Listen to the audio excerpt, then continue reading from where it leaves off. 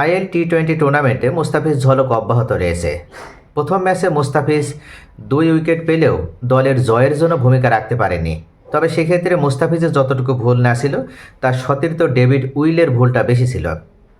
যদি David Willey James ভিন্সের সহজ একটি ক্যাচ ফেলে না দিত, তাহলে ওই ম্যাচটিতেও মুস্তাফিজের দুবাই ক্যাপিটালসই জয় ছিনিয়ে নিতে পারত। এবং ওই ক্যাচ ফেলার কারণে শেষ পর্যন্ত জেমস ভিন্স হাফ সেঞ্চুরি করে এবং অপরাজিত থেকে দলকে জিতিয়ে তারপরে মাঠ ছাড়ে। এবার দ্বিতীয় ম্যাচে গতকাল রাতে দুবাই ক্যাপিটালস আবুধাবি নাইট রাইডার্সের মুখোমুখি হয়েছিল। মৌসুমে এটা তাদের তৃতীয় ম্যাচ। তবে দুবাই ক্যাপিটালস প্রথম 2 ম্যাচে পরাজিত হলেও এই ম্যাচে তারা ঠিকই জয় তুলে নিল।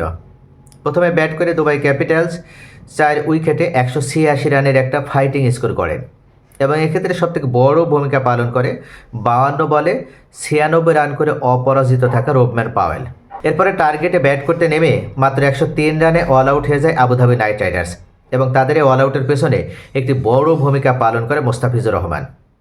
প্রথম ওভারে বল করতে এসে মুস্তাফিজ ভয়ঙ্কর হয়ে ওঠা ফিল সল্টকে আউট করেন। ফিল সল্ট তিনি খোলস থেকে বের হয়ে এসে যখন স্বমহিমায় আবির্ভূত হয়ে বিধ্বংসী ব্যাটিং করছিলেন, ঠিক সেই সময় একটা অফ কাটার বলে পরাস্ত করেন এবং মিড অফে সহজ ক্যাচে পরিণত হয় রোবম্যান পাওয়েলের হাতে। ফিল সল্ট 21 বলে 27 রান করে আউট হন। এরপরে মূলত আবুধাবি নাইট রাইডার্সের ভিতরে একটা ধস নেমে যায়। ব্যাটসম্যানদের তখন আসা যাওয়ার মিছিল শুরু হয়। পরের ওভারে বল করতে এসে মুস্তাফিজুর রহমান উন্মুক্ত সাদের উইকেটটি তুলে নেন এবং উন্মুক্ত সাদ মাত্র 1 বলে 0 রান করতে সক্ষম হয়। যদিও লাস্ট তৃতীয় ওভারে মুস্তাফিজ আর কোনো উইকেট পাননি, তবে তার আর কোনো উইকেটের প্রয়োজনও ছিল না, কেননা ইতোমধ্যে তার সতীর্থরা এই সহজ কাজটি তারা ঠিকই করে ফেলতে পেরেছে। একের পর এক উইকেট তুলে নেওয়ার মাধ্যমে 103 রানে আবুধাবি নাইট রাইডার্সকে তারা বেঁধে রাখতে সক্ষম হয় এবং এই ম্যাচটা তারা জিতে নিল 83 রানের বড় ব্যবধানে।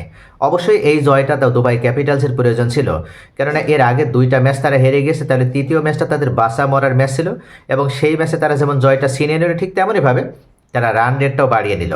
অর্থাৎ আগামী ম্যাচগুলোতে তাদের এই রান রেটটা অত্যন্ত গুরুত্বপূর্ণ ভূমিকা পালন করবে। তো প্রিয় দর্শক, মুস্তাফিজ ঝলক অব্যাহত রয়েছে এবং মুস্তাফিজের দিনের পর দিন যে উন্নতি হচ্ছে সেটা কিন্তু সত্যি চোখে দেখার মতো।